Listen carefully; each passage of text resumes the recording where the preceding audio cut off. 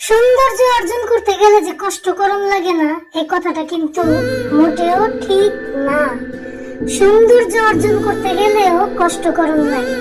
এই যে হাজারো হাজারো নায়ক নায়িকারা নিজের শরীরটা যে ধরে রাখছে, এমনি কিন্তু ধরে রাখে নাই।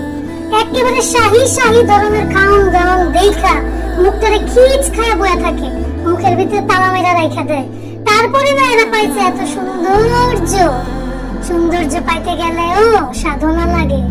অবশেষে অবশেষে আমার মিডিয়াম পাকের ঘরটারে আমি সুন্দর করে গুছায় ফেলাইলাম। মাশাআল্লাহ দিলে আমার নিজের নজর না নিজের লাগা জায়গা। আমি এই চিন্তা করতেছি মাশাআল্লাহ কইতে, কিন্তু কেউ ভুলো না। আর সবচেয়ে বড় কথা, কিছু পাঠাইতেছি না কিন্তু, এটা আমি হাঁচামিচা আর কি সাজায় দেখাইতেছি। কেমন হয়েছে অবশ্যই তোমরা কইবা।